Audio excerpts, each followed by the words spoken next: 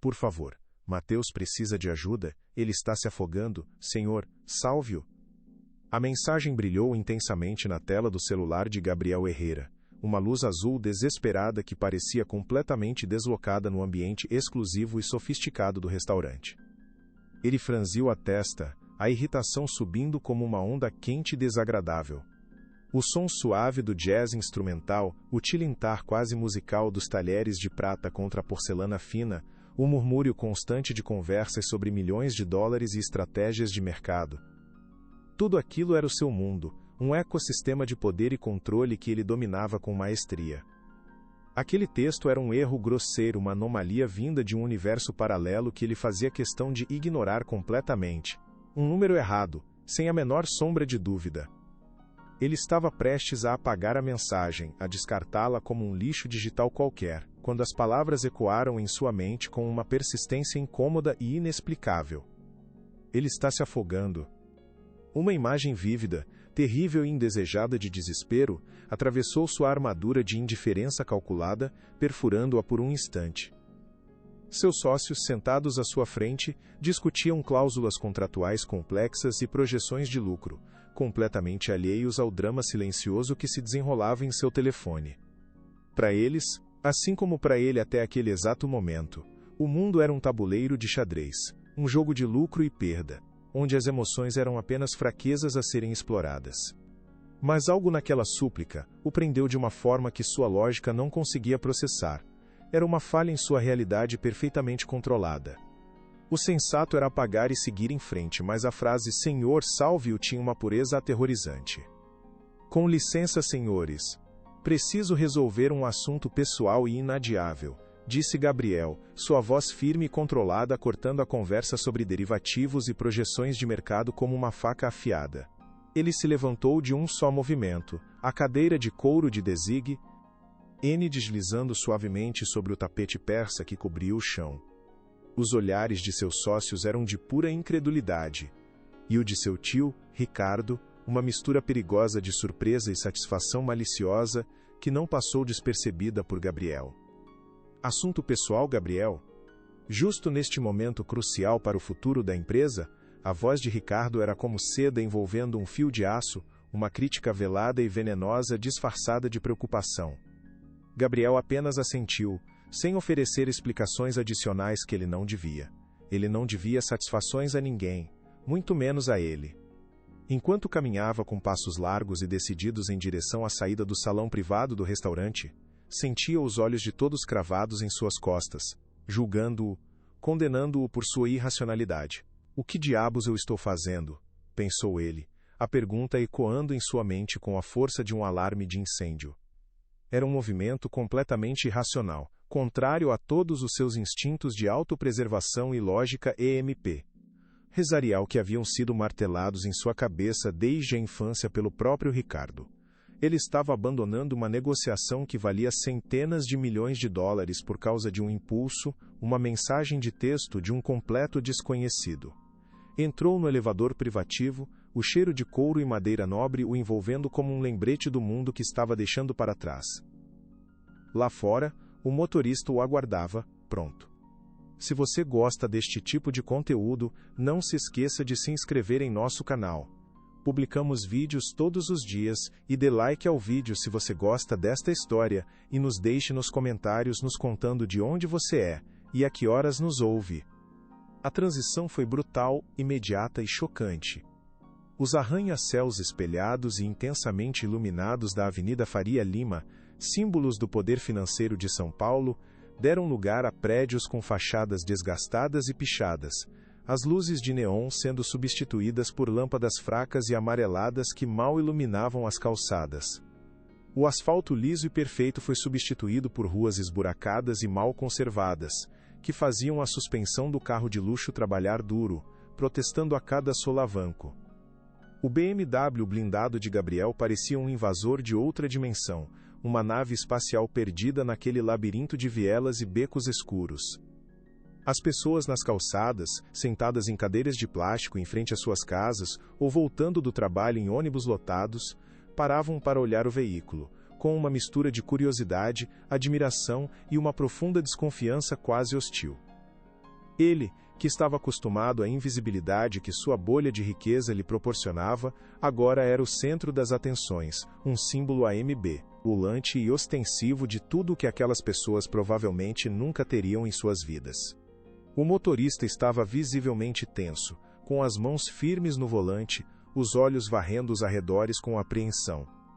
Gabriel observava as janelas das casas, vislumbres de vidas de luta, de dificuldades que ele só conhecia por meio de estatísticas frias, em relatórios de caridade que lia distraidamente e sem interesse. A distância entre sua realidade e a daquela mensagem desesperada nunca pareceu tão vasta e intransponível. Ele sentia um desconforto crescente, um turista em sua própria cidade. "Chegamos, senhor." "É aqui", anunciou o GPS com sua voz eletrônica e sem emoção, quebrando o silêncio tenso dentro do carro. O destino era uma rua estreita e sem saída, em frente a um prédio modesto, de apenas 3 andares, com a pintura descascada revelando o concreto por baixo, como feridas abertas. Era ali. Ele respirou fundo e saiu do carro, e o ar da noite pareceu mais denso, mais pesado, carregado com os cheiros de uma vida que ele não conhecia. Instruiu o motorista a esperar com o carro ligado e as portas travadas, e caminhou com passos hesitantes até a entrada do prédio. O portão de ferro rangeu de forma sinistra quando ele o empurrou. O hall era pequeno e mal iluminado, com uma única lâmpada fraca pendendo do teto, piscando intermitentemente. Ele começou a subir as escadas, o som de seus sapatos italianos caros ecoando no silêncio opressivo. Ele se sentia completamente fora de seu elemento, um predador de terno e gravata em um ambiente que ele não controlava nem entendia. No terceiro andar, encontrou a porta com o número que havia rastreado. Hesitou por um longo momento. A realidade o atingiu com força, como um soco no estômago. O que ele realmente esperava encontrar ali dentro? O que ele, um homem de negócios, um negociador implacável, achava que poderia fazer? Ele não era médico, não era um salvador. Mas recuar agora, depois de ter chegado até ali, depois de ter abandonado tudo, parecia a maior e mais patética das covardias. Ele respirou fundo mais uma vez, tentando acalmar o coração que batia descontrolado, e bateu na porta. O som seco da batida ecoou pelo corredor silencioso e vazio, parecendo anormalmente alto. Passos apressados e leves soaram do outro lado da porta, e ela se abriu apenas uma fresta, presa por uma corrente de segurança gasta e enferrujada. Um olho assustado e inchado espiou pela abertura. Era uma mulher jovem com o rosto marcado pelo pânico e pela exaustão. Seus olhos, grandes e escuros, estavam vermelhos e úmidos de tanto chorar. Ela o encarou de cima a baixo, a confusão e o medo estampados em seu rosto pálido e magro. O senhor veio mesmo?" A voz de Ana Morales era um sussurro trêmulo, quase inaudível, carregado de uma incredulidade profunda. Ela parecia não acreditar no que via.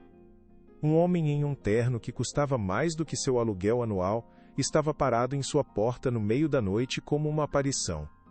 Gabriel apenas assentiu, sua própria voz parecendo ter desaparecido momentaneamente, presa na garganta por um nó de emoções que ele não sabia nomear. "Eu recebi sua mensagem", conseguiu dizer, as palavras soando terrivelmente formais e inadequadas para a gravidade daquele momento. Ana o observou por mais um segundo, tentando decifrar se ele era real ou uma alucinação provocada pelo desespero e pela falta de sono. Então, com as mãos trêmulas e desajeitadas, ela soltou a corrente e abriu a porta por completo, revelando o interior de seu pequeno e humilde lar. O cheiro de remédio, doença e angústia pairava no ar denso e sufocante. Aquele era o portal para o mundo que havia gritado por socorro através de uma mensagem de texto, e ele, contra todas as probabilidades e contra seu próprio bom senso, havia atendido ao chamado. "Por favor, entre. Desculpe a bagunça, senhor", Ana murmurou, dando um passo para o lado para que ele pudesse passar. O apartamento era minúsculo, um único cômodo que servia de sala e quarto, com uma pequena cozinha improvisada ao fundo. Apesar da pobreza evidente que gritava de cada parede descascada e de cada móvel gasto, tudo estava impecavelmente limpo e organizado. Havia uma dignidade na arrumação, um esforço claro e comovente para manter a ordem em meio ao caos da doença e da falta de recursos. Sobre um sofá gasto e desbotado, coberto por uma manta simples de lã, estava um bebê. Mateus. Ele estava envolto em cobertores finos, o pequeno peito subindo e descendo com uma dificuldade visível e dolorosa a cada respiração. Sua pele estava pálida, quase translúcida, e sua respiração era um chiado agoniante que cortava o silêncio do ambiente como uma lâmina. Ele era tão pequeno, tão frágil. Gabriel sentiu o ar faltar em seus pulmões, uma sensação de aperto no peito que ele não sentia há anos. Qualquer suspeita de que aquilo pudesse ser um golpe, uma armadilha, se desfez instantaneamente. Aquele sofrimento era real, palpável e devastador. Ana se ajoelhou ao lado do filho, a mão tocando sua testa quente com uma delicadeza infinita. A febre não baixa de jeito nenhum. Ele não consegue respirar direito, ela disse, as lágrimas escorrendo silenciosamente por seu rosto, traçando caminhos de dor em sua pele. Eu não sabia mais o que fazer. O posto de saúde está fechado. Não tenho dinheiro para um táxi. Eu mandei aquela mensagem sem nem saber para quem ia. Foi só um grito de socorro no escuro. Isso é real, terrivelmente real, ele pensou, a constatação o atingindo como um soco no estômago, tirando-lhe o fôlego. Ele se agachou ao lado dela, o tecido caro de sua calça de grife tocando o chão frio e desgastado de cimento queimado. Qual o nome dele? Perguntou, a voz saindo mais suave e gentil do que ele pretendia, surpreendendo a si mesmo. Mateus? Ela respondeu, o nome saindo de seus lábios como uma oração, uma súplica. Meu pequeno Mateus? Gabriel estendeu a mão, hesitante por um instante, e tocou a perninha do bebê por cima do cobertor. A febre irradiava um calor intenso, quase febril, que ele sentiu através do tecido.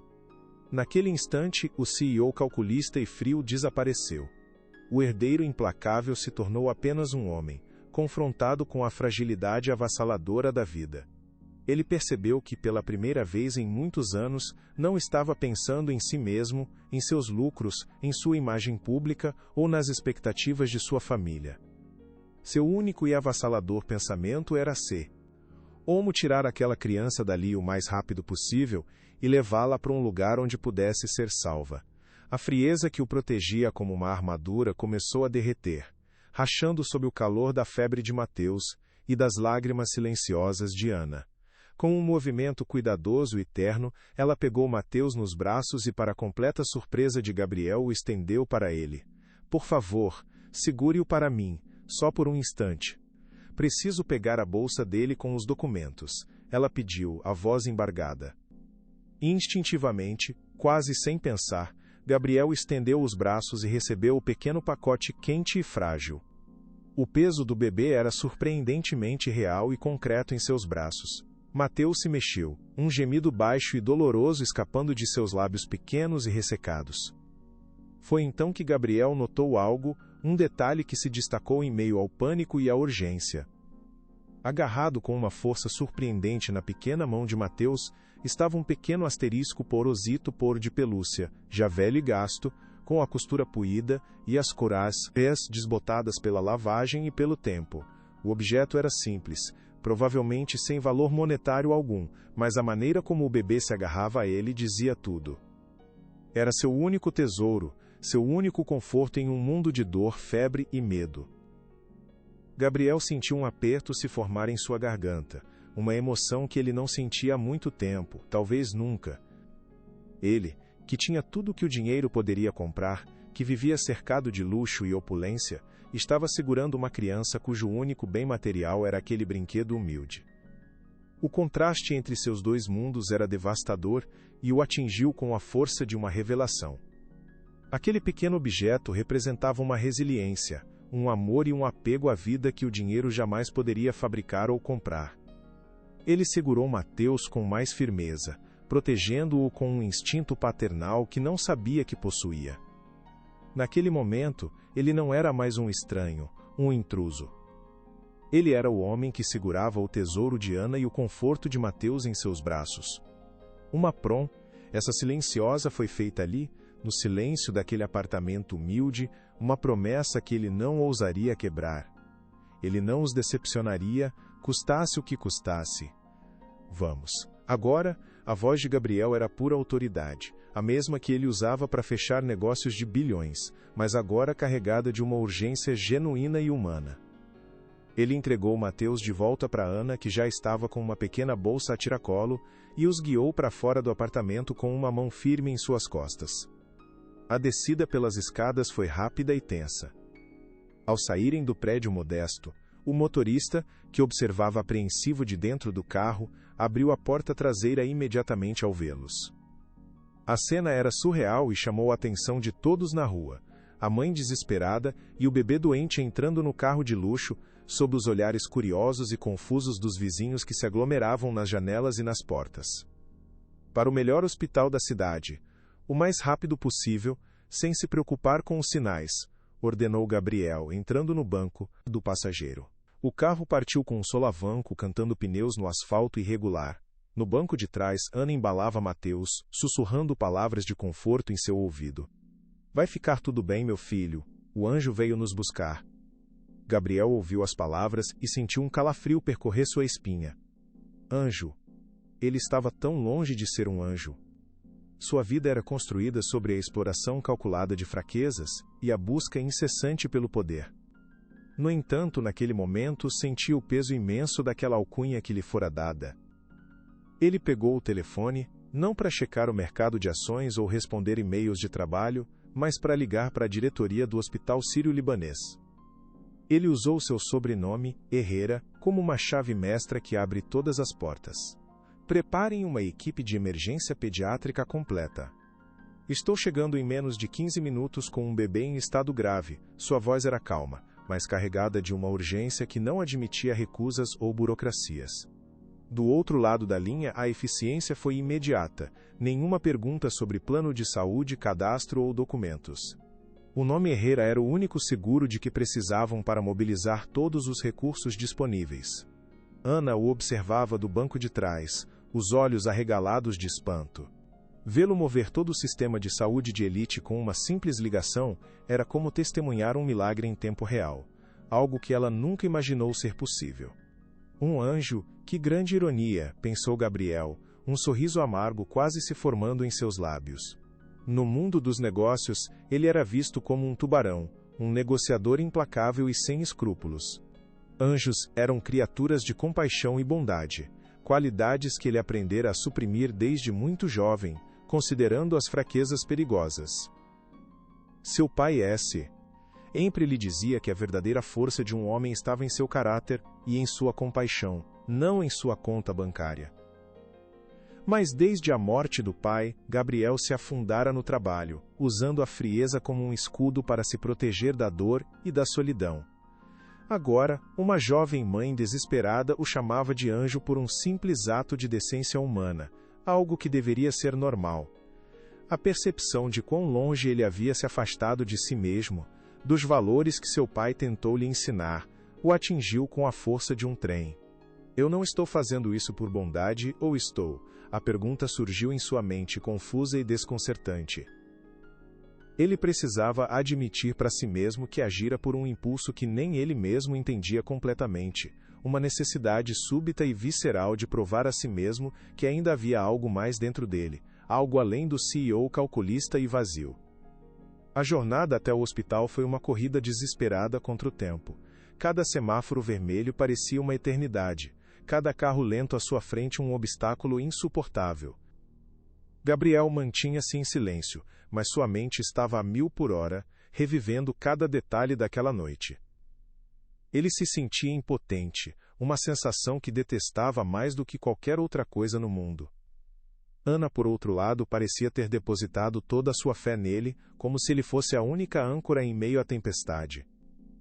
Ela começou a cantar uma canção de ninar em voz baixa, uma melodia doce e triste que enchia o interior luxuoso do carro, contrastando com o cheiro de couro e o goroeo, silêncio da tecnologia. A canção falava de estrelas, anjos e de sonhos, um contraste doloroso com a realidade dura e incerta que enfrentavam. Gabriel sentiu um aperto no peito, uma vontade súbita de protegê-los de todo o mal do mundo. Ele queria garantir a ela que tudo ficaria bem, mas não fazia promessas que não tinha certeza absoluta de poder cumprir. A vida já a havia decepcionado demais. Mas o que ninguém esperava era que a maior batalha ainda estava por vir. Finalmente, as luzes brilhantes e ofuscantes da entrada de emergência do hospital surgiram à frente, um farol de esperança na escuridão. Antes mesmo que o carro parasse completamente, uma equipe médica já esperava na porta, alertada pela sua ligação poderosa. A eficiência que o dinheiro e o poder podiam comprar era impressionante, e pela primeira vez em muito tempo, ele se sentiu grato por isso, não por vaidade, mas por necessidade. Assim que a porta se abriu, uma enfermeira experiente pegou Mateus dos braços de Ana com uma delicadeza profissional e o colocou em uma pequena maca que já estava pronta. "Qual é o quadro clínico?" perguntou um médico de cabelos grisalhos, com um estetoscópio no pescoço e uma expressão séria. "Febre alta persistente, dificuldade respiratória aguda." "Idade 6 meses", respondeu Gabriel, fornecendo as informações que tinha com a precisão de um relatório de negócios. A equipe se moveu com uma sincronia perfeita, como uma máquina bem oleada, levando Mateus para dentro da área de tratamento intensivo, enquanto Ana corria atrás, pálida de pavor e desespero, quase tropeçando nos próprios pés. Gabriel a seguiu, sentindo-se um espectador em um drama que ele mesmo havia iniciado com um simples ato. O ambiente era um caos controlado, cheio de bips de máquinas e vozes apressadas. Ele viu Ana sendo gentilmente parada na porta da sala de tratamento por uma enfermeira. "Por favor, salvem o meu filho, ele é tudo o que eu tenho", ela gritou, a voz ecoando no corredor estéril e frio. Gabriel se aproximou e, sem pensar, colocou uma mão em seu ombro, um gesto de apoio que o surpreendeu tanto quanto a ela. Ela se virou e se agarrou ao braço dele, o corpo tremendo com soluços incontroláveis que pareciam rasgar sua alma. Naquele momento, eles não eram um milionário e uma mãe solteira de uma comunidade pobre. Eram apenas duas pessoas aterrorizadas, unidas pela mesma angústia, esperando por um milagre. Mas o mundo de Gabriel não parava de girar só porque ele queria. Seu celular vibrou insistentemente no bolso, uma chamada que traria a primeira onda da tempestade que já se formava no horizonte, uma tempestade de intrigas e traição. Enquanto Ana chorava desamparadamente em seu ombro, o nome que brilhava na tela era o de seu tio Ricardo. Ele se afastou alguns passos, pedindo licença com um gesto, e atendeu, a voz baixa e controlada. "Gabriel, onde diabos você está?" Deixou os investidores japoneses esperando por mais de uma hora. Isso não é profissional, é uma humilhação para a empresa. A voz de Ricardo era suave, quase paternal, mas carregada de um veneno sutil que Gabriel conhecia muito bem. Ele podia imaginar a cena perfeitamente. Seu tio com uma expressão de falsa preocupação, consolando os investidores, pintando Gabriel como um líder instável e irresponsável. "Tive uma emergência familiar, tio. Algo inadiável", respondeu Gabriel, os olhos fixos na porta fechada por onde Mateus fora levado. "Uma emergência mais importante que um acordo de 200 milhões de dólares? O que poderia ser tão importante assim, sobrinho?" A raiva subiu pela garganta de Gabriel, quente e amarga. Ele olhou para Ana, que ainda soluçava baixinho, encolhida em uma cadeira de plástico, a personificação da vulnerabilidade. O mundo de contratos, números e lucros parecia podre e vazio em comparação com a vida que lutava para sobreviver a poucos metros dali. "Estou resolvendo um assunto urgente, tio. Um assunto de vida ou morte. Mais importante que qualquer contrato." A resposta de Gabriel foi gélida e cortante. Ele sentiu a surpresa de Ricardo do outro lado da linha, um breve silêncio antes do próximo ataque. "Mais importante que o legado de seu pai, Gabriel? Ele não construiu este império para você tratá-lo como um hobby pessoal." O golpe baixo de Ricardo, usando a memória de seu pai, desta vez não surtiu o efeito desejado. Gabriel sentiu uma clareza súbita e poderosa, como se uma névoa tivesse se dissipado de sua mente. "Não se preocupe com o legado do meu pai, tio. Eu estou cuidando muito bem dele, talvez pela primeira vez da maneira correta", disse Gabriel, e desligou o telefone na cara dele, sem esperar por uma resposta. A linha havia sido traçada na areia. A Guerra Fria com seu tio havia acabado de se tornar uma guerra declarada. Ele sabia que as consequências viriam, mas, pela primeira vez, ele estava pronto para enfrentá-las. Ele voltou para perto de Ana, que havia se sentado em uma das cadeiras desconfortáveis da sala de espera, o rosto entre as mãos, o corpo curvado pela dor. Eles vão cuidar muito bem dele aqui. Este é o melhor lugar do país, disse Gabriel, tentando transmitir uma confiança que ele mesmo não sentia por completo. Ana apenas assentiu, incapaz de formar palavras. O tempo começou a se arrastar de uma forma torturante. Cada minuto no relógio da parede parecia uma hora inteira. O fluxo constante de médicos e enfermeiras passando apressados pelo corredor apenas aumentava a ansiedade. Gabriel, um homem acostumado ao controle total sobre seu ambiente e seu tempo, estava preso em um limbo de incerteza e impotência. Ele não podia dar ordens, não podia acelerar os processos, não podia comprar um resultado. Tudo o que podia fazer era esperar, uma atividade para a qual não tinha o menor talento. Ele observou os outros rostos na sala de espera, cada um com sua própria história de dor e medo.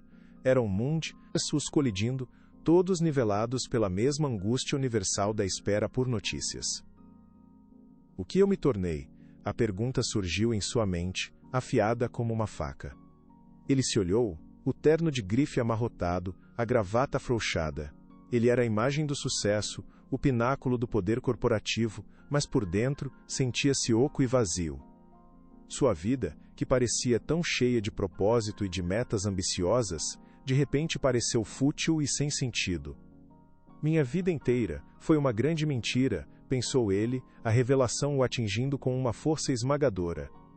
Enquanto Gabriel travava sua batalha interna nos corredores assépticos do hospital, Ricardo Herrera não perdia um segundo sequer. De volta ao restaurante de luxo, ele já começara a tecer sua teia de intrigas com maestria. Com um ar de profunda e sincera preocupação, ele se dirigiu aos investidores japoneses e aos membros da diretoria que haviam permanecido.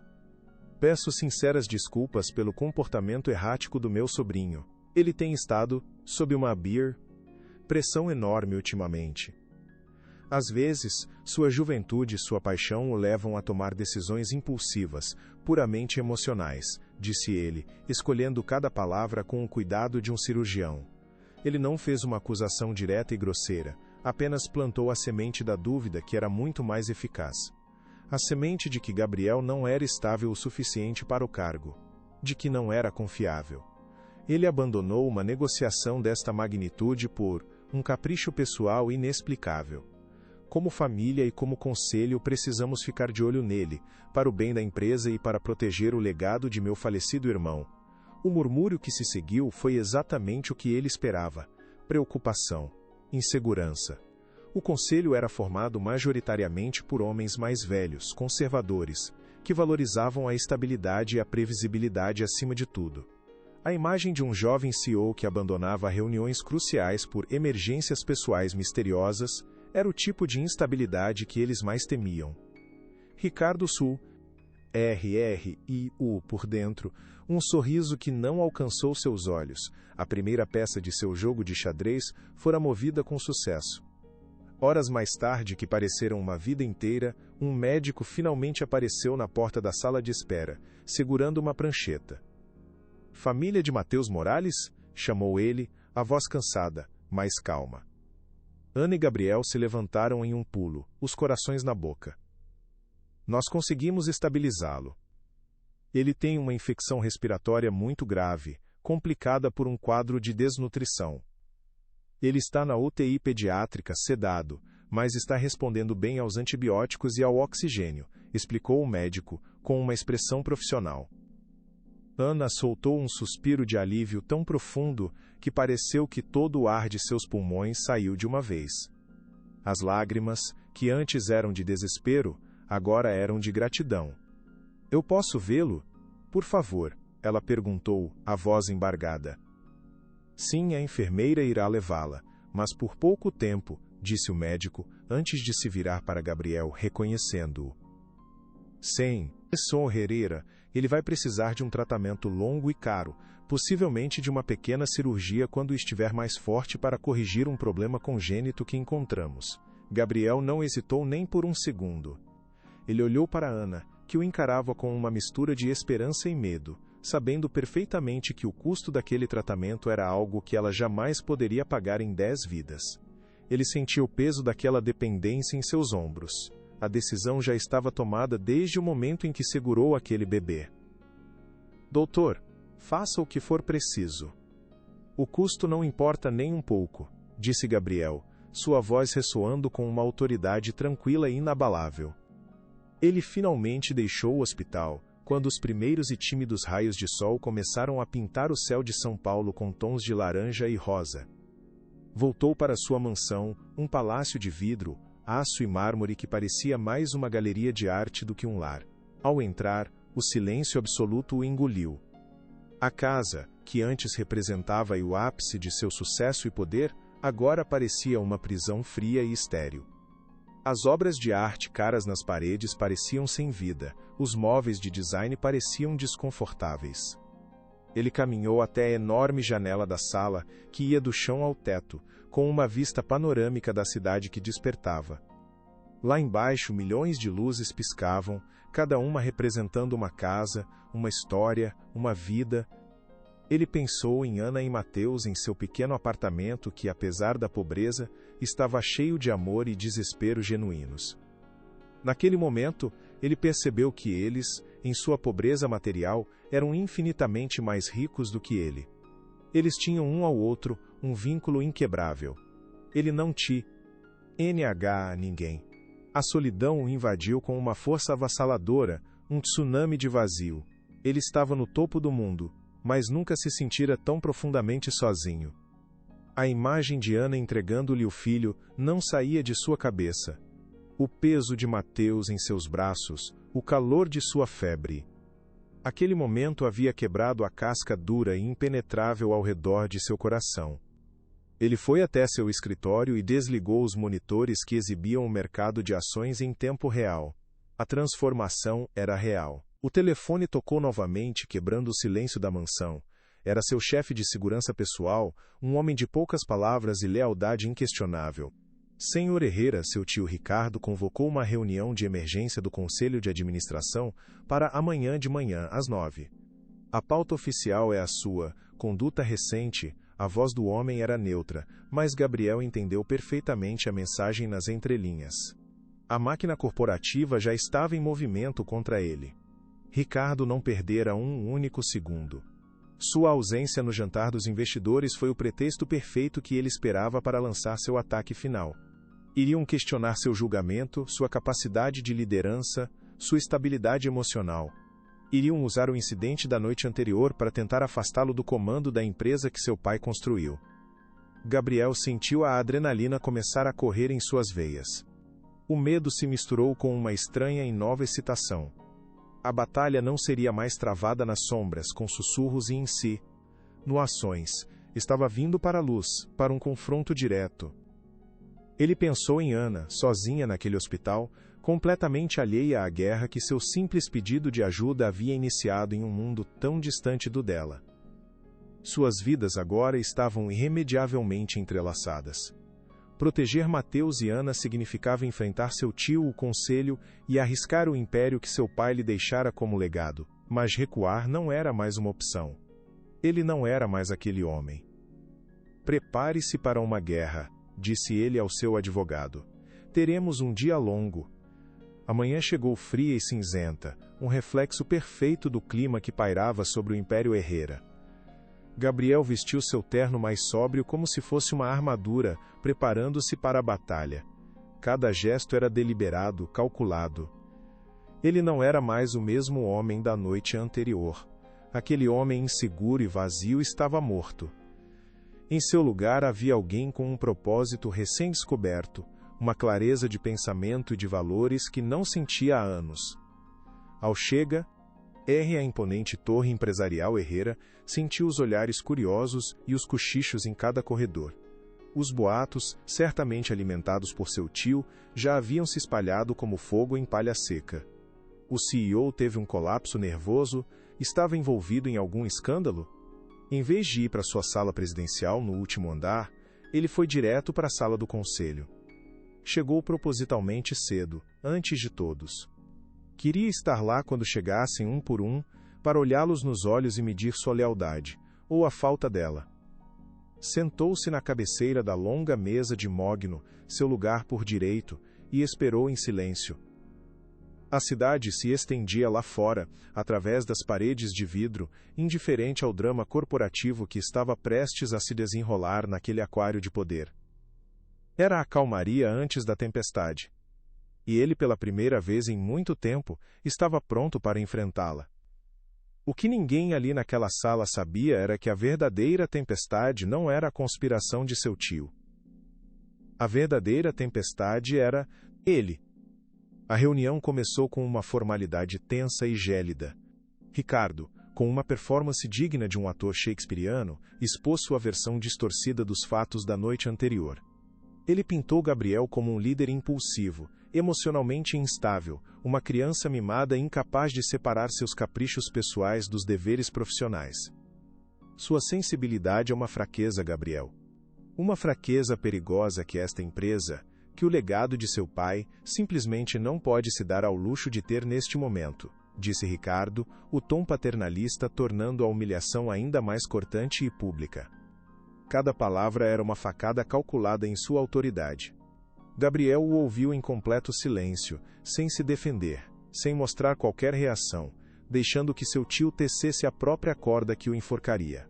Ele sabia perfeitamente que qualquer reação emocional de sua parte, qualquer explosão de raiva, apenas confirmaria as acusações de instabilidade que Ricardo estava plantando com tanto cuidado na mente do irretetu videocorase, berimomendo mobai trainte do irretetices erbrede brof color soperais, ledato na mente do EASO, os membros do conselho. Ele precisava ser uma rocha, um iceberg, mostrando apenas a ponta de sua força enquanto a maior parte permanecia submersa, pronta para o ataque decisivo. Ele acha que me encurralou, mas está apenas se revelando, pensou Gabriel, sentindo uma calma fria se assentar sobre ele. A batalha estava apenas começando, e ele sabia que a paciência seria sua melhor arma contra a arrogância de seu tio. A verdadeira força não estava em gritar, mas em esperar o momento exato para falar a verdade. Após a humilhação calculada da reunião, sentindo o peso do desprezo dos membros do conselho, Gabriel precisava se reconectar com o verdadeiro motivo pelo qual estava lutando aquela guerra suja. Ele dirigiu de volta ao hospital, um único lugar onde o mundo parecia fazer sentido. Encontrou Ana sentada ao lado do leito de Mateus, que ainda estava na UTI, mas visivelmente melhor, a respiração mais calma e regular. Ela segurava com uma delicadeza infinita o pequeno e gasto asterisco osito porcum para de pelúcia, oferecendo-o ao filho adormecido como um amuleto silencioso de proteção e amor. Ver aquele objeto simples novamente, aquele elo mudo entre a vulnerabilidade extrema do menino e a promessa de ajuda que o trouxera até ali, reacendeu a chama de sua determinação com uma força avassaladora. Tudo valia a pena por aquilo. Como ele está hoje? Perguntou Gabriel, a voz baixa para não perturbar o silêncio do quarto. Ele está mais forte? O médico disse que ele está reagindo muito bem aos medicamentos, que é o... Meu pequeno guerreiro, respondeu Ana, com um sorriso cansado, mas que irradiava uma esperança que contagiou Gabriel. Naquele momento, olhando para a cena, ele soube com uma clareza absoluta que não importava o que acontecesse na empresa, que não importava se perdesse seu cargo ou sua fortuna. Ele já havia vencido a batalha mais importante de sua vida. Ele estava lutando pela vida, não por lucros, e essa era uma vitória que ninguém jamais poderia tirar dele. De volta ao arranha-céu de vidro e aço da empresa, a atmosfera era de um funeral iminente. Os boatos sobre sua destituição eram a única conversa nos corredores, os sussurros seguindo-o como sombras. Foi então que ele viu, através da divisória de vidro de seu escritório. O gerente financeiro, um homem de confiança absoluta de Ricardo, estava em sua própria sala, falando ao telefone em voz baixa, com um sorriso presunçoso e vitorioso no rosto. Gabriel se aproximou em silêncio, o coração batendo forte, e pôde ouvir fragmentos da conversa que selariam o destino de seu tio. Ponto sim, o conselho já está completamente convencido. A remoção dele é uma questão de horas. O relatório financeiro oculto que eu preparei para o Sr. Ricardo, aquele que o incrimina, será a pá de cal definitiva. o sangue de Gabriel gelou em suas veias. Um relatório forjado. A peça final da armadilha de seu tio. A raiva que tomou conta dele foi fria, cirúrgica e incrivelmente precisa. Ele esperou pacientemente o gerente terminar a ligação. Quando o homem desligou e se virou, o sorriso presunçoso morreu em seus lábios, sendo substituído por pânico puro ao dar de cara com Gabriel. Senhor Herrera, eu posso explicar tudo, gaguejou o homem pálido. Diante de dezenas de funcionários que observavam em silêncio chocado, no meio do saguão de mármore, Gabriel pronunciou as palavras com uma clareza mortal. Arrume suas coisas. Você está demitido. Quero você fora deste prédio em 10 minutos. A humilhação pública foi brutal e instantânea. Ao passar, o gerente sibilou com ódio puro. Você vai se arrepender disso. Aquele relatório vai te enterrar para sempre. O homem, em sua arrogância cega, havia-lhe dado a pista exata que ele precisava desesperadamente. Um relatório oculto. A peça que faltava no quebra-cabeça. Obrigado pela dica valiosa, pensou Gabriel, um sorriso gelado e perigoso formando-se em seus lábios enquanto o traidor era escoltado para fora do prédio pelos seguranças. Ele voltou para seu escritório, a mente trabalhando a 1000 por hora, conectando os pontos. Relatório financeiro oculto. Tinha que estar relacionado à fundação de caridade da empresa, a joia da coroa de seu pai, o projeto que ele mais amava.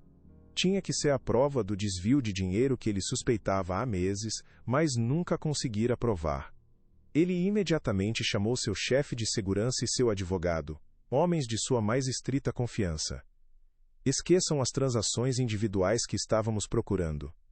Foquem toda a nossa energia em encontrar um relatório. Um relatório que não deveria existir. Procurem em servidores antigos, em depósitos de dados esquecidos. Vasculhem os arquivos pessoais do meu pai que Ricardo nunca teve coragem de tocar por respeito ou medo. Vasculhem absolutamente tudo. A caçada agora tinha um alvo específico e um prazo mortal. Um nó de ansiedade e esperança se formou em seu estômago. Enquanto sua equipe mergulhava na busca frenética por aquela agulha no palheiro digital, ele ligou para o hospital para checar Mateus. A notícia que recebeu foi o único raio de luz naquela escuridão corporativa. A cirurgia de Mateus foi agendada para amanhã de manhã, Sr. Herrera. O melhor cirurgião pediátrico do país irá operá-lo pessoalmente. As chances de sucesso são excelentes. Um peso imenso saiu de seus ombros. Pelo menos em uma frente, a mais importante de todas, ele estava vencendo. Ele transmitiu a notícia para Ana, que chorou de alívio e gratidão do outro lado da linha. A força que ele precisava para a batalha final veio daquela pequena vitória. Mas o pior, ele sentia ainda estava por vir. A noite caiu sobre São Paulo, mas as luzes na sala presidencial de Gabriel permaneceram acesas, uma solitária torre de vigília. Ele e sua equipe reviravam décadas de arquivos digitais e físicos, uma tarefa monumental e desesperadora. A votação do Conselho para sua destituição definitiva havia sido marcada para o dia seguinte às 10 da manhã. Ele tinha menos de 24 horas para encontrar a prova que o salvaria ou perderia tudo que seu pai construiu. Isso é uma completa loucura. Estamos procurando uma agulha num palheiro digital gigantesco, disse seu advogado, os olhos vermelhos de exaustão, o rosto pálido sob a luz artificial. Continue procurando, respondeu Gabriel, a voz rouca de cansaço, mas a determinação queimava em seus olhos como brasas. Ele não podia desistir, não agora. Foi então, no limite de suas forças, que uma memória antiga e quase esquecida brilhou em sua mente como um farol.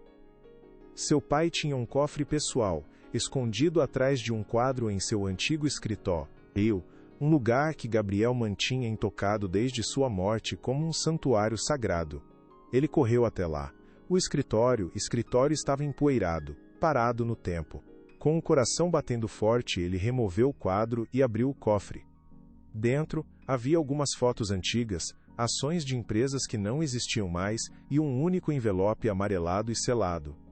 Dentro do envelope, uma carta, escrita com a caligrafia forte de seu pai.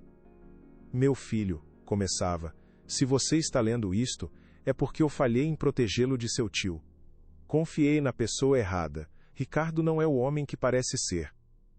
Ele criou um sistema de contabilidade paralelo para desviar dinheiro da fundação. A data-chave para encontrar a entrada desse sistema é o aniversário da sua avó, a única data que ele nunca esqueceria. Era a chave. Com a data em mãos, seu chefe de segurança quebrou a criptografia em menos de 5 minutos. E lá estava. O relatório. A prova definitiva para destruir Ricardo para sempre. A sala de reuniões do conselho era um santuário de poder e riqueza. As imensas paredes de vidro ofereciam uma vista panorâmica de São Paulo, um tabuleiro de xadrez para os homens poderosos sentados ao redor da imponente mesa de mogno. O ar era pesado com um cheiro de couro caro, café forte e uma tensão palpável que podia ser cortada com uma faca. Gabriel sentou-se na cabeceira, seu lugar de direito, sentindo os olhos de cada membro do conselho sobre ele como holofotes inquisidores. Eram olhares de julgamento, de dúvida, de pena e até de desprezo. Ele mantinha uma expressão perfeitamente neutra, uma máscara de calma glacial que escondia a tempestade que rugia em seu peito. Seu tio Ricardo estava sentado do outro lado, o rosto contorcido em uma expressão de falsa preocupação e tristeza que Gabriel achava absolutamente nauseante. Ele era o mestre de cerimônias daquela execução pública, o carrasco sorridente.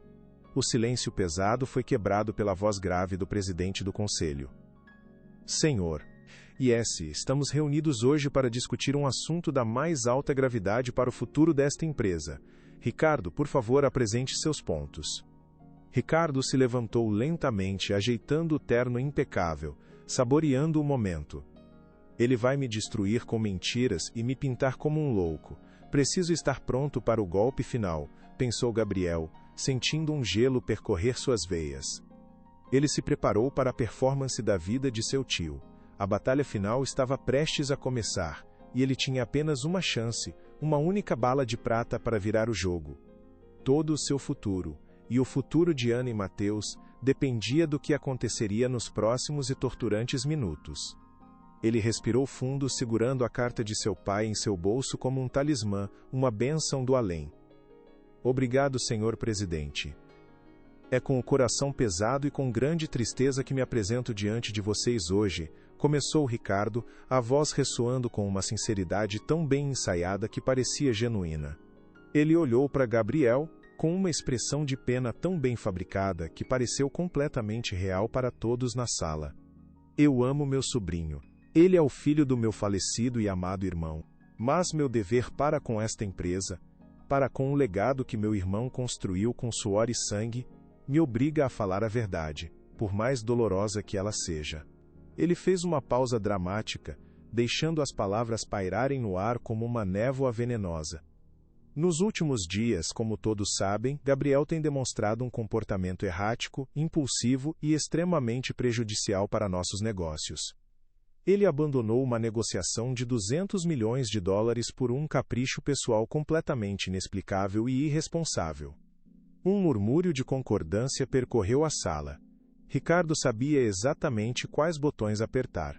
Para aqueles homens de negócios pragmáticos e frios, abandonar um negócio daquele porte era um pecado capital, uma heresia imperdoável. Eu preciso manter a calma a qualquer custo. Ele está me pintando como um louco. E eles estão acreditando, pensou Gabriel, as mãos fechadas em punho sob a mesa, as unhas cravando dolorosamente em suas palmas. Ele precisava deixar Ricardo construir sua própria forca, corda por corda, mentira por mentira, antes de fazer seu movimento final. A paciência era sua arma mais poderosa. Sua expressão permaneceu impassível, um lago congelado sobre um vulcão de fúria prestes a entrar em erupção. Ele observou os rostos ao redor da mesa, catalogando cada reação, cada olhar de dúvida e condenação. Sabia que a batalha era psicológica tanto quanto factual. Ricardo continuou sua performance magistral, projetando uma série de documentos na tela gigante atrás dele. Eram e-mails trocados, relatórios de presença em reuniões importantes, cronogramas de encontros com investidores que Gabriel havia perdido. Tudo era factual, mas apresentado de uma forma completamente distorcida para pintar um quadro de negligência e instabilidade. Mas isso não é tudo, senhores, disse Ricardo, o tom de voz tornando-se ainda mais grave e solene. Com grande pesar, descobrimos também uma série de retiradas financeiras não autorizadas das contas da empresa. Pequenas quantias a princípio, mas que somadas chegam a um valor considerável. Todas destinadas a cobrir despesas pessoais de uma mulher desconhecida e de seu filho doente.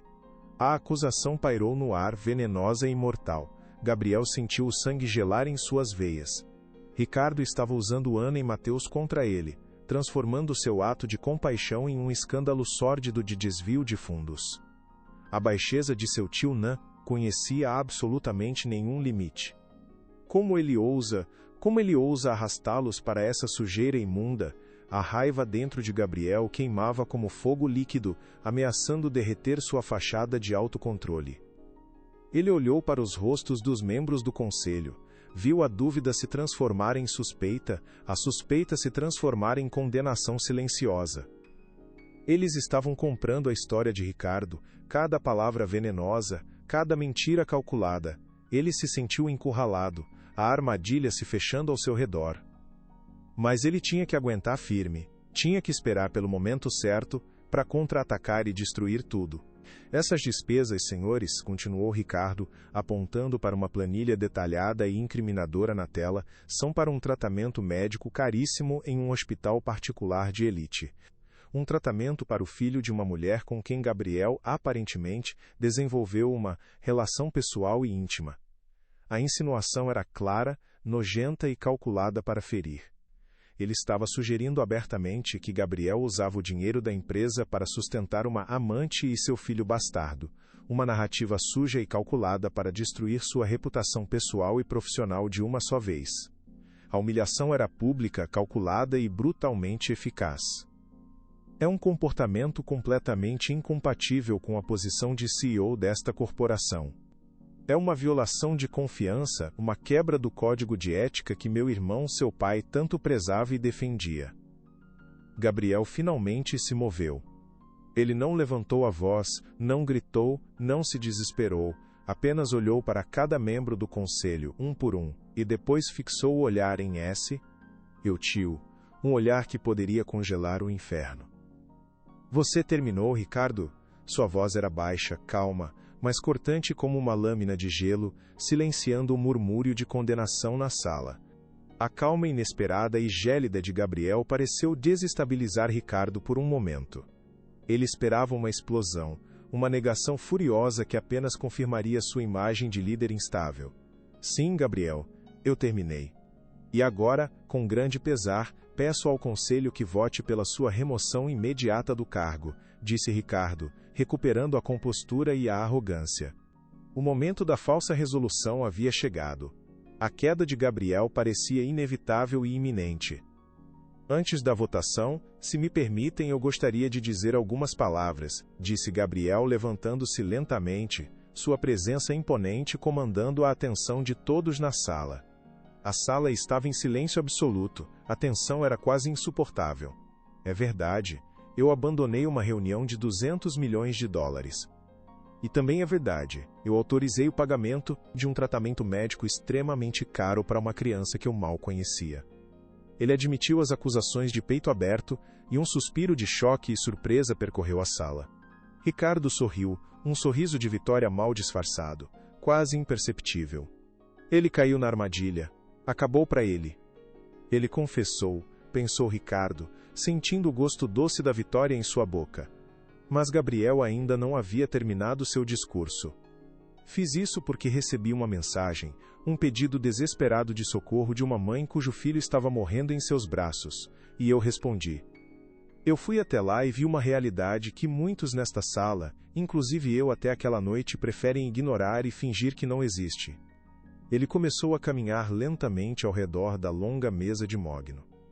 Meu tio os acusa de serem um capricho pessoal. Ele os usa como uma arma para me atacar. Mas ele não lhes disse a verdade sobre eles. E mais importante, ele não lhes disse a verdade sobre o que ele mesmo tem feito com o dinheiro desta empresa, com o legado do meu pai por todos esses anos. A acusação direta e fria mudou completamente a energia da sala. Algo estava para acontecer. Todos sentiram. A tensão era quase insuportável. Ricardo fala sobre o legado do meu pai com uma reverência que me causa náuseas. Ele o invoca como um santo para justificar sua própria ganância e sua sede de poder. A voz de Gabriel começou a ganhar força, a encher a sala. Mas ele se esquece do que meu pai realmente valorizava. Meu pai criou a Fundação Herrera não como uma ferramenta de marketing, como Ricardo acredita e a utiliza. Ele a criou porque acreditava que nossa riqueza vinha com uma responsabilidade. A responsabilidade de cuidar daqueles que a sociedade esqueceu e deixou para trás. Ele parou em frente à enorme janela de vidro, olhando para a cidade que se estendia a seus pés. Meu pai sempre me disse que o verdadeiro valor de um homem não está no que ele acumula para si, mas no impacto positivo que ele deixa nos corações das outras pessoas. E por muito tempo eu me esqueci completamente disso. Eu me tornei obcecado por números, por poder. Eu me tornei a caricatura fria e sem coração que meu tio pinta de mim agora. Mas naquela noite, ao segurar aquela criança frágil e doente em meus braços, eu me lembrei de quem eu sou. Eu me lembrei de quem meu pai queria que eu fosse. Ele se virou de volta para a sala, e em seus olhos havia uma chama de convicção que ninguém ali jamais vira antes. A emoção crua e genuína em sua voz começou a quebrar a armadura de cinismo do conselho. Eles não viam mais um réu sendo julgado, mas um homem defendendo sua honra e sua alma.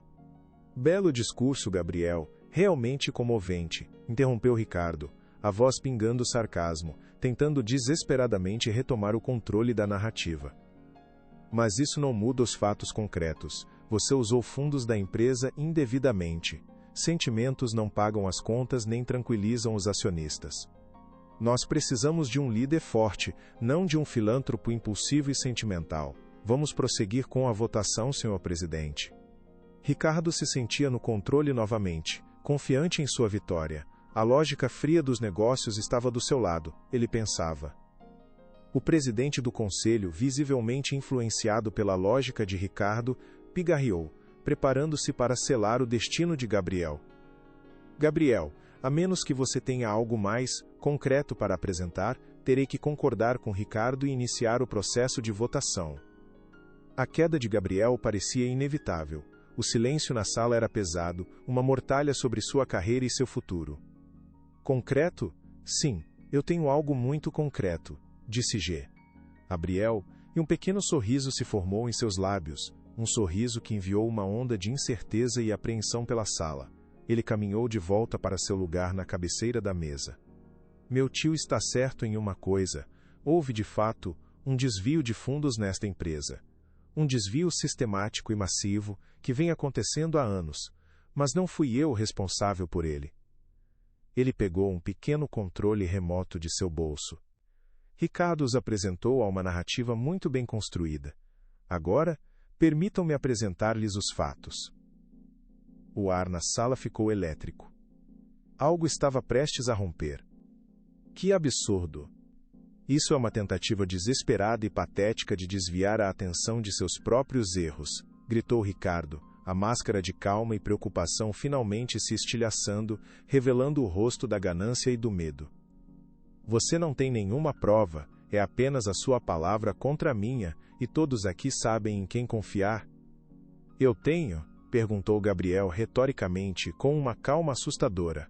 Ele apertou um botão no controle remoto. A planilha de despesas de Ricardo foi substituída por um arquivo de áudio. A voz nervosa do gerente financeiro demitido encheu a sala, clara e inconfundível. O senhor Ricardo me instruiu a criar uma série de empresas de fachada para lavar o dinheiro. O dinheiro era desviado diretamente da Fundação Herrera, lavado através dessas contas e depois depositado em um fundo privado e secreto nas Ilhas Cayman. O relatório financeiro oculto que ele me pediu para criar prova absolutamente tudo. O silêncio na sala era ensurdecedor. Os rostos dos membros do conselho se tornaram máscaras de choque e incredulidade. Eles olharam de Ricardo para Gabriel, e de volta para Ricardo, cujo rosto estava branco como cera, completamente sem sangue. Essa gravação é falsa. É uma montagem. Uma fraude! Gaguejou Ricardo, o pânico tomando conta de sua voz. Ele estava se descontrolando, e todos na sala podiam vereador. A armadura de Ricardo, construída com mentiras, arrogância e manipulação, estava se despedaçando diante de seus olhos. A verdade estava começando a emergir, e era feia e brutal. Uma montagem, você diz? Gabriel continuou impiedoso, sua voz cortando o ar. Talvez. Mas um relatório financeiro detalhado é muito mais difícil de forjar. Especialmente quando ele está escondido nos servidores mais antigos da empresa, protegido por uma criptografia que só poderia ser quebrada com uma chave muito específica. A data de aniversário da sua mãe, para ser exato. Com outro clique do controle remoto, a tela mudou novamente, revelando o relatório financeiro, oculto em toda a sua glória criminosa. Colunas de números, datas, nomes de empresas de fachada. Era um mapa detalhado da ganância de Ricardo, um registro irrefutável de anos de traição e roubo. O relatório mostrava milhões e milhões de dólares, o dinheiro que deveria ter ido para hospitais infantis, para escolas em comunidades carentes, sendo desviado para o paraíso fiscal particular de Ricardo. Cada transação estava lá, documentada com uma precisão assustadora. A prova era esmagadora, inegável. Isso não é possível. Como você encontrou isso? Sussurrou Ricardo, o corpo inteiro tremendo de forma incontrolável. Ele afundou na cadeira de couro caro, completamente derrotado. O predador havia se tornado a presa. O jogo havia virado de forma espetacular e definitiva. A verdade, como sempre, havia encontrado um caminho para a luz. E sua luz era ofuscante, queimando todas as mentiras que Ricardo havia construído com tanto cuidado. O silêncio na sala era agora o som da justiça sente, o feita. Como eu encontrei, repetiu Gabriel, a voz agora suave, quase triste, sem nenhum traço de triunfo. Eu encontrei porque meu pai, em sua sabedoria e desconfiança, sabia que a ganância de seu irmão poderia um dia envenenar tudo o que ele construiu com tanto esforço. Ele deixou uma carta para mim, uma última lição, um último aviso. Ele fez uma pausa, olhando para o rosto destruído e pálido de seu tio. Não havia alegria em seu olhar, apenas uma profunda decepção e tristeza. Mas a verdadeira razão pela qual eu procurei, a razão pela qual eu não desisti mesmo quando tudo parecia perdido, não estava em uma carta. Estava na lembrança daquele menino Mateus, o menino cuja vida eu ajudei a salvar, o menino que me salvou. Enquanto Ricardo estava ocupado roubando milhões da fundação que deveria ajudar crianças como Mateus, este menino se agarrava ao seu único bem no mundo como seu único tesouro. Ele olhou para cada membro do conselho, a emoção crua e honesta em sua voz capturando o DOS. A questão aqui não é sobre quem vai dirigir esta empresa, é sobre que tipo de empresa nós queremos ser. Queremos ser a empresa de Ricardo, que enriquece às custas dos mais vulneráveis, ou queremos ser a empresa do meu pai, que usa seu poder para erguer os outros? A escolha é de vocês. O mais forte está por vir, fique até o final. O presidente do conselho, o rosto pálido e chocado, foi o primeiro a quebrar o silêncio atordoado que se instalou na sala. Ricardo, o que você fez? Sua voz era um sussurro de horror e incredulidade. Ele olhou para o homem que fora seu amigo e colega por décadas, e viu apenas um ladrão, um traidor. Ricardo não respondeu. Ele apenas encarava a tela, o reflexo de sua própria ruína. Eu retiro minha moção de apoio a Ricardo, disse um dos membros que antes o defendera, a voz embargada de vergonha e raiva. Na verdade, senhor presidente, eu gostaria de propor uma nova moção. Uma moção de desconfiança e remoção imediata de Ricardo Herrera de todas as suas funções, e a entrega de todas estas provas irrefutáveis às autoridades competentes para uma investigação criminal. Eu secundo, disse outro, e depois outro, e mais outro. A votação foi unânime e instantânea. A queda de Ricardo foi tão rápida e brutal quanto a ascensão que ele havia planejado para si mesmo. Gabriel observou tudo em Plutonener, silêncio. Ele não sentia alegria, não sentia triunfo, apenas um alívio profundo e cansado. A guerra havia terminado. A justiça havia sido feita. Mas a reconstrução, ele sabia, estava apenas começando. Ele teria que limpar a sujeira e a vergonha deixadas por seu tio e reerguer a empresa sobre novos pilares de integridade, transparência e compaixão. O processo que se seguiu foi rápido e impiedoso. Os seguranças da empresa foram chamados para acompanhar Ricardo para fora da sala. onde a Polícia Federal, alertada pelo advogado de Gabriel, já o esperava no saguão principal. Sua saída foi um espetáculo de humilhação silenciosa e pública. Ele não olhou para ninguém, o rosto uma máscara de derrota e vazio. Ao passar por Gabriel, seus olhos se encontraram pela última vez. Neles, não havia mais arrogância, apenas um vazio profundo e um ódio gélido. Você destruiu a nossa família, Gabriel, ele sibilou, as palavras cheias de veneno. Não, tio, respondeu Gabriel, a voz firme e calma. Você tentou. Eu apenas a salvei de você. Com Ricardo fora, a atmosfera na sala mudou completamente. Os membros do conselho olhavam para Gabriel com um novo respeito, com admiração. Eles não viam mais um jovem herdeiro impulsivo e instável. Viam um líder, forjado no fogo da traição e da adversidade. Gabriel, começou o presidente do conselho, a voz embargada. Em nome de todo o conselho eu peço desculpas. Nós fomos cegos. Sua liderança, sua fibra moral, são exatamente o que esta empresa precisa para seguir em frente. Gabriel assentiu, aceitando o pedido de desculpas. Ele sabia que a cultura da empresa precisava mudar de cima para baixo, e aquele era o primeiro e mais importante passo. Obrigado. Mas as desculpas não bastam. Precisamos de ação. Isso nunca mais vai acontecer. A transparência e a ética serão os pilares de nossa nova era. A partir de hoje, as coisas serão diferentes nesta empresa, declarou Gabriel, sua voz ressoando com uma autoridade que ninguém jamais havia ouvido dele antes. O Grupo Herrera não será mais definido apenas por seus lucros trimestrais, mas por seu impacto positivo no mundo. A Fundação Herrera não será uma nota de rodapé em nossos relatórios anuais, mas o coração pulsante de nossa organização. Vamos honrar o verdadeiro legado do meu pai, não apenas em palavras bonitas, mas em ações concretas que mudem vidas. Suas palavras eram uma promessa solene de um novo começo. Ele olhou pela janela para a cidade lá fora. Ele não via mais um tabuleiro de xadrez de oportunidades de negócio. Ele via 1 milhão de histórias de vidas de pessoas. Ele via um lugar onde ele poderia fazer a diferença.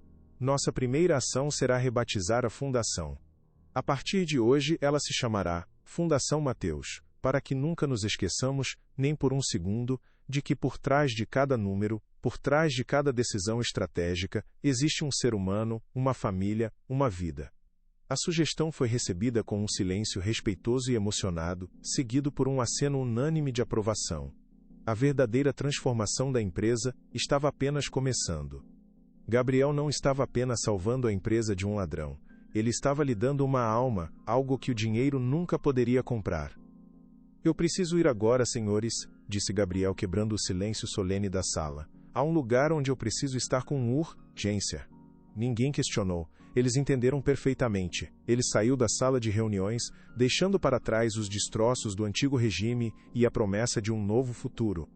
Os funcionários, que antes cochichavam sobre sua queda iminente, agora o observavam com admiração e respeito enquanto ele caminhava pelo saguão. A notícia da reviravolta espetacular já havia se espalhado como um incêndio. Ele não era mais o chefe temido. Era o líder que havia lutado contra a corrupção de dentro de sua própria família e vencido.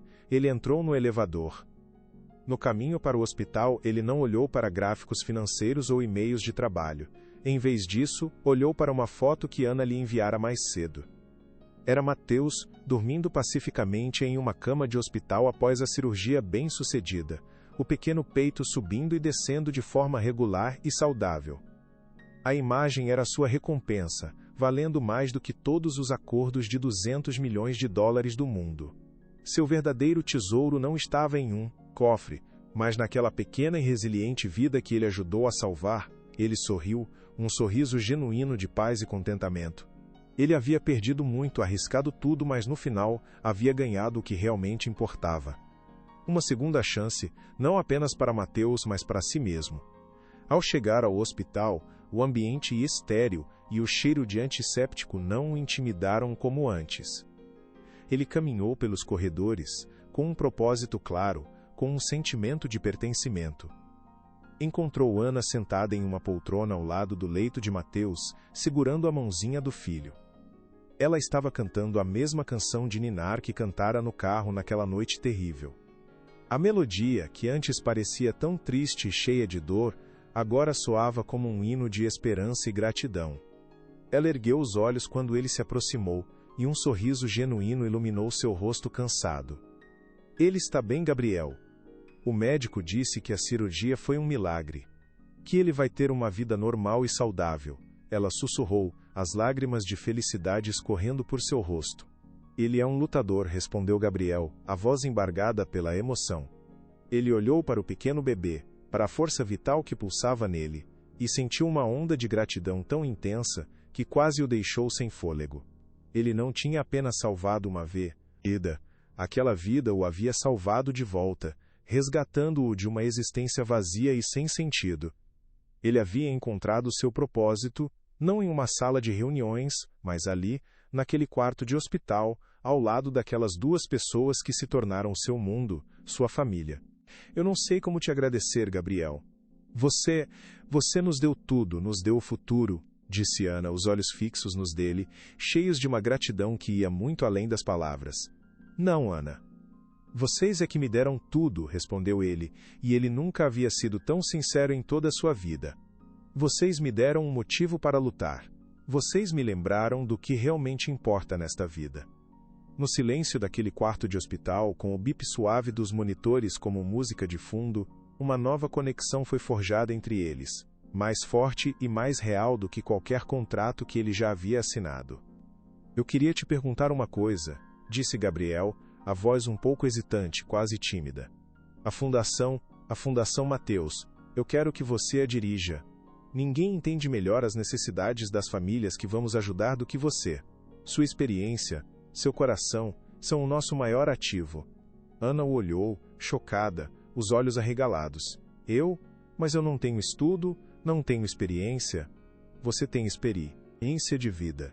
E tem um coração que vale mais que todos os diplomas do mundo. Nós aprenderemos o resto juntos, ele respondeu, selando a proposta com um olhar que não deixava espaço para dúvidas. Era o início de uma nova parceria, uma parceria que mudaria não apenas suas vidas, mas a vida de milhares de outras pessoas.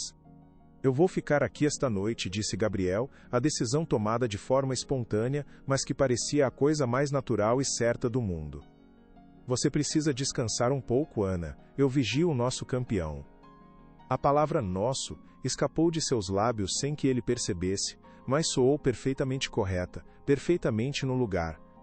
Ana, exausta demais para discutir, apenas assentiu com gratidão, seus olhos se fechando lentamente, o corpo finalmente se entregando ao cansaço. Ela se encolheu na poltrona e, em poucos minutos, adormeceu profundamente. Gabriel puxou uma cadeira para perto do leito de Mateus, sentando-se em vigília. Ele observou o sono tranquilo de mãe e filho, o protetor silencioso daquela pequena e recém-formada família. O mundo lá fora, com suas batalhas corporativas, suas traições e sua ganância, podia esperar. Eu encontrei meu lugar, pensou ele, sentindo uma paz profunda que nenhuma aquisição bilionária jamais lhe proporcionara.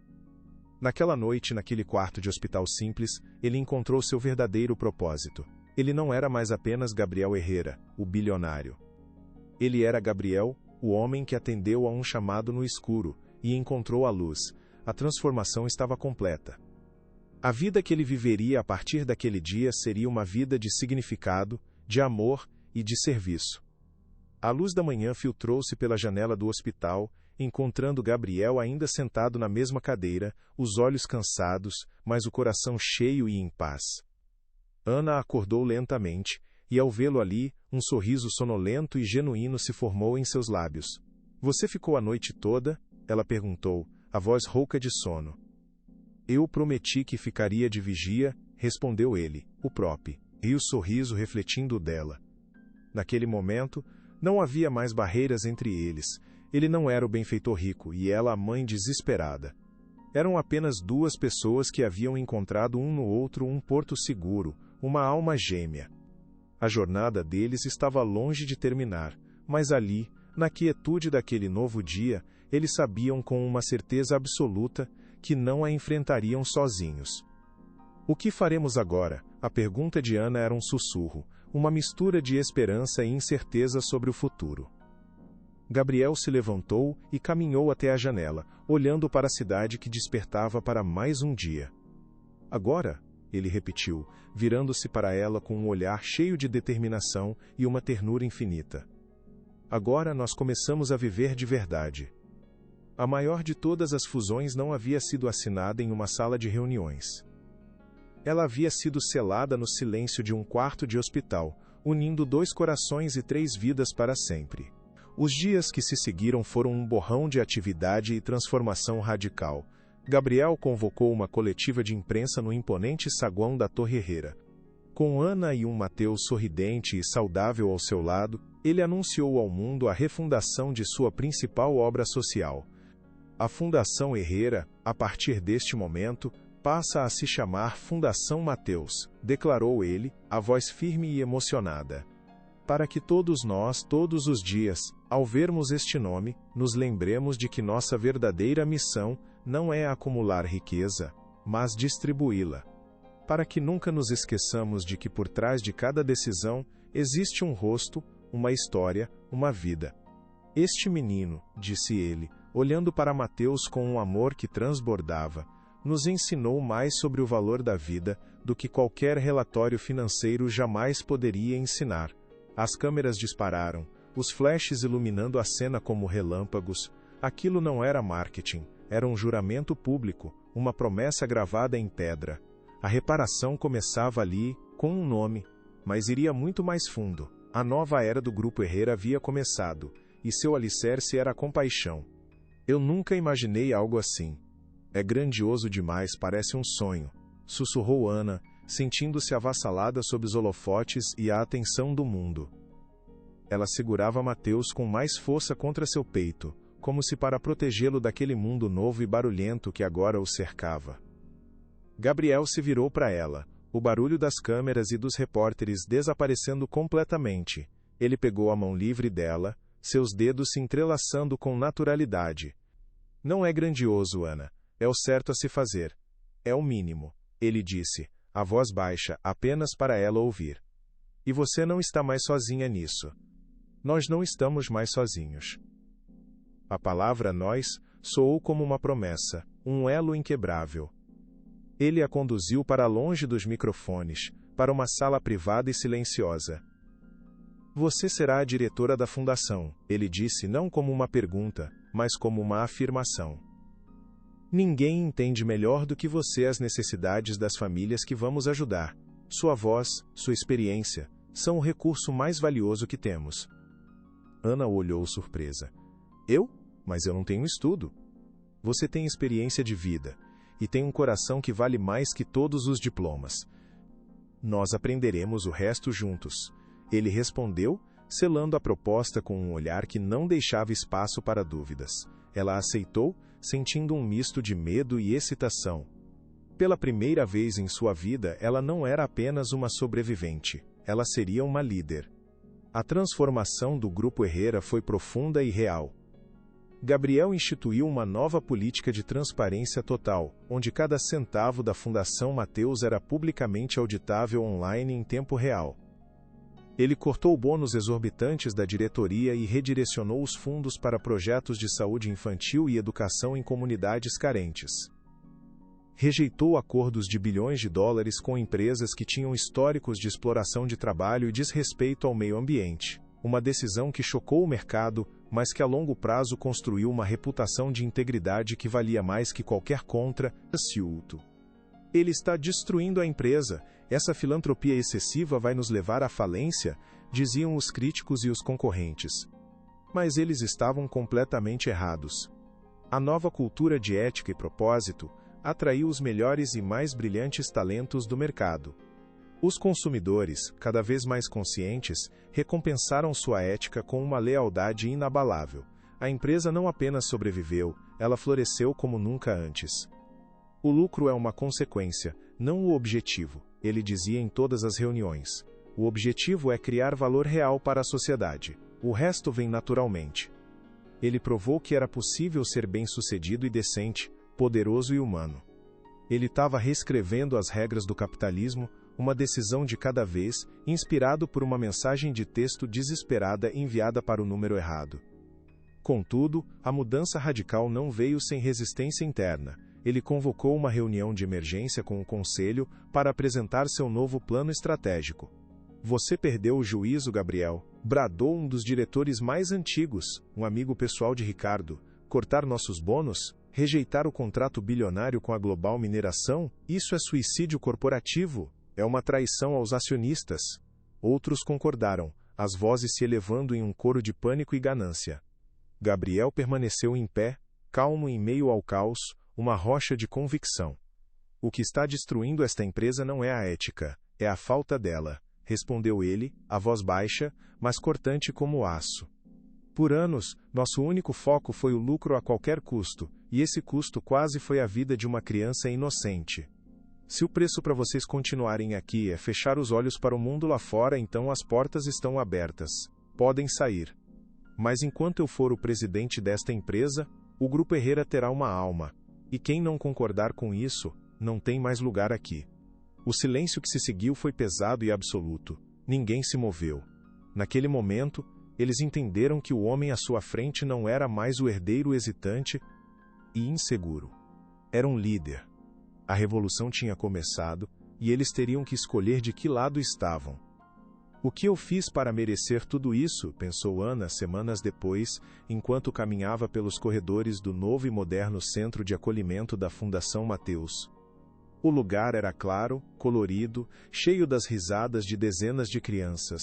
Era um oásis de esperança no meio da cidade cinzenta.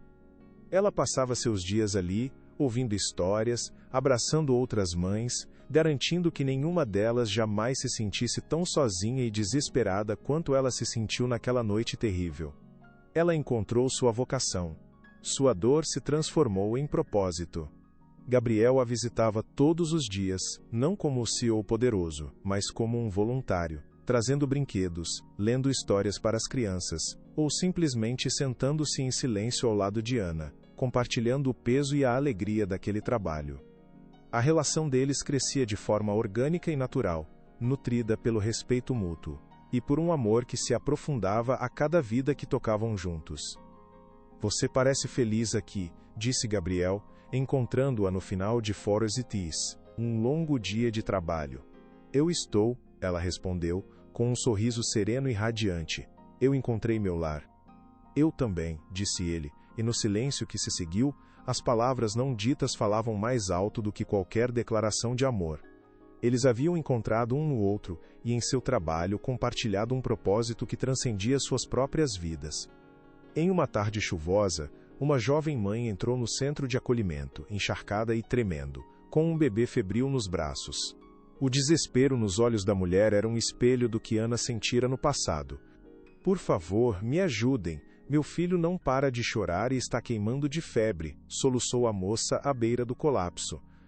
A equipe médica acolheu o bebê imediatamente, mas Ana se concentrou na mãe.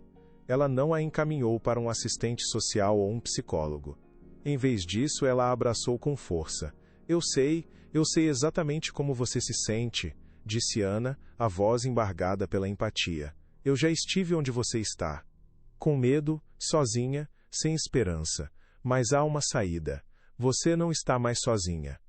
Ela a levou para uma pequena cozinha, preparou um chá quente e sentou-se para ouvir, não como diretora da fundação, mas como uma mulher que entendia aquela dor em sua própria alma. Naquele momento, Ana compreendeu sua verdadeira força. Não vinha de um título ou de um cargo, mas da cicatriz que carregava em seu coração. Ela podia transformar sua pior memória na maior fonte de esperança para outra pessoa. E essa era uma habilidade que nenhum diploma universitário poderia ensinar. Meu nome é Ana, e nós vamos passar por isso juntas, ela prometeu. E a jovem mãe, pela primeira vez em meses, acreditou que era possível. Se esta história tocou seu coração, compartilhe para que chegue a mais pessoas. Naquela noite, Gabriel a levou para jantar. Não em um restaurante de luxo com estrelas Michelin, mas em um pequeno e simples restaurante de bairro que ela amava, onde a comida tinha gosto de casa e de afeto. Era um gesto que dizia tudo sobre o homem que ele havia se tornado. Depois do jantar, ele parou o carro em frente à sua imensa e antes fria mansão. Eu sei que este lugar não parece um lar de verdade, parece mais um museu frio e impessoal, ele disse a voz hesitante, vulnerável. Mas eu pensei que, talvez com as pessoas certas ele pudesse se tornar um. Ele tirou uma única serreve do bolso.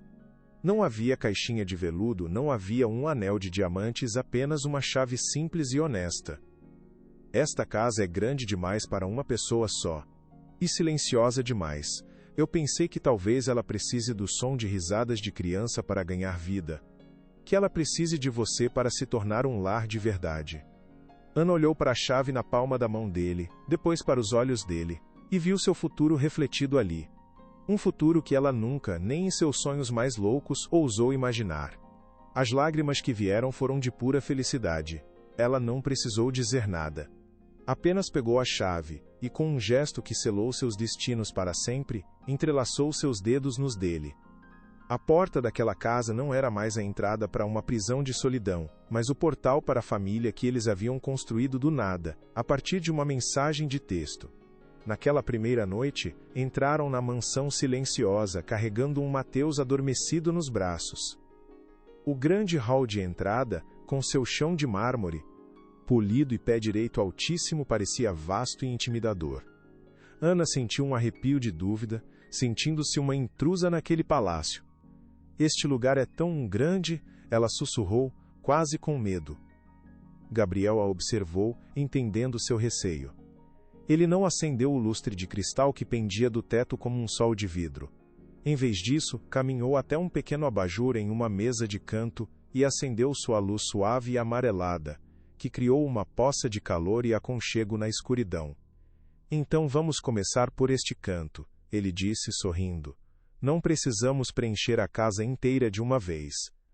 Apenas um espaço de cada vez, com as nossas coisas, com a nossa vida. Ele a guiou até o sofá, e eles se sentaram juntos, o menino dormindo tranquilamente entre eles, sob a luz daquele único abajur. Naquele silêncio compartilhado, naquele pequeno círculo de luz, a mansão fria começou a se transformar. Não era mais um espaço de poder, era o começo de um lar. E eles o construiriam juntos, uma luz, uma risada, um dia de cada vez. A casa se transformou radicalmente. Onde antes havia um silêncio estéril e opressivo, agora havia o som de Mateus correndo pelos corredores, suas gargalhadas ecoando pelas paredes.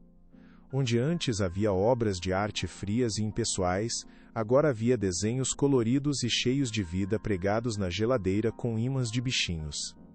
Onde antes havia uma solidão avassaladora, agora havia amor, calor e a bagunça feliz e caótica de uma família. Gabriel descobriu a alegria em coisas simples que o dinheiro nunca poderia comprar: empurrar Mateus no balanço do jardim, ler histórias de ninar com vozes engraçadas, ou simplesmente tomar café da manhã na cozinha com Ana, planejando não a próxima fusão bilionária, mas o próximo passeio no parque. Ele aprendeu que a verdadeira intimidade não estava em grandes gestos românticos, mas nos pequenos momentos de conexão diária, na cumplicidade de um olhar, no conforto de uma mão segurando a sua durante a noite. Ele finalmente entendeu a lição que seu pai tentara lhe ensinar por toda a vida. O maior legado que um homem pode deixar não são os edifícios que ele constrói, mas o amor que ele compartilha e as vidas que ele toca. Eu não precisava de mais poder, eu só precisava deles, pensou Gabriel uma noite, observando Ana e Mateus adormecidos ao seu lado. Ele finalmente se sentia completo, em casa. 7 anos depois. O sol de uma tarde de domingo dourada banhava o jardim da mansão. Gabriel, com alguns fios de cabelo grisalho e um sorriso permanente que lhe marcava o rosto, empurrava um Mateus de quase 8 anos, radiante e cheio de energia, em um balanço de madeira. Ana os observava do alpendre, o coração transbordando de uma felicidade calma e profunda. A Fundação Mateus havia se tornado um marco de filantropia no país, proporcionando atendimento médico de qualidade a mais de 5.000 crianças de baixa renda, com planos de expansão nacional. O Grupo Herrera, contra todas as previsões dos especialistas de mercado, havia duplicado seus lucros, provando que ética e sucesso podiam sim andar de mãos dadas. Ricardo cumpria uma longa pena, esquecido pelo mundo e pela família que traiu. O legado de Gabriel não estava nos gráficos de ações da Bolsa de Valores, mas na cena à sua frente. Uma família feliz e unida sob o sol. A verdadeira medida de seu sucesso não estava mais em sua conta bancária, mas na altura que o riso de seu filho alcançava a cada impulso do balanço. Naquela mesma semana, Ana recebeu uma carta, escrita com a caligrafia cuidadosa e um pouco torta de uma criança. Querida tia Ana, começava, meu nome é Luísa. Quando eu era pequena, fiquei muito doente, quase morri. Minha mãe me levou para a fundação, e os médicos de vocês salvaram minha vida. Hoje eu tenho 10 anos e sou a primeira da minha classe em matemática. Eu guardo todos os meus trocados para comprar livros de ciência, porque quando eu crescer, quero ser médica, igual aos anjos que cuidaram de mim. Obrigada por me dar um futuro. Ana leu a carta em voz alta para Gabriel, as lágrimas escorrendo por seu rosto. Não eram lágrimas de tristeza, mas de uma gratidão imensa. Cada vida tocada era uma semente de esperança plantada no mundo. Aquela carta valia mais do que todo o ouro do mundo. Era a prova viva de que a decisão que tomaram, nascida do desespero e do amor, havia criado uma onda de bondade que continuaria a se espalhar por gerações. É por isso que fazemos o que fazemos? Sussurrou Gabriel abraçando-a. Por todas as Luísas que existem por aí. Mateus saltou do balanço, correndo pela grama verde e macia. Ele foi até uma caixa de brinquedos de madeira e tirou de lá um companheiro antigo, um pouco desgastado pelo tempo e pelas aventuras. Ele correu de volta para Gabriel e o entregou ao pai. Papai, você pode consertar o olho dele? Ele não está enxergando direito para nossa próxima aventura na floresta, disse o menino, com uma seriedade infantil e encantadora. Gabriel pegou o velho asterisco porzito pors de pelúcia, o símbolo silencioso de tudo o que haviam passado juntos. Aquele objeto, que um dia representou a mais profunda miséria e desespero, era agora um testemunho do amor que o salvara, da família que haviam formado e das milhares de vidas que foram transformadas por um simples pedido de ajuda enviado para um número errado. Ele sorriu para o filho, sentindo o peso daquele homem, assuto. Claro que sim, campeão. Vamos consertá-lo agora mesmo. Ele precisa estar pronto para todas as aventuras que ainda temos pela frente. A verdadeira riqueza não se media em contas bancárias, mas na capacidade de consertar os olhos de um velho brinquedo para um filho amado, na capacidade de amar e transformar vidas.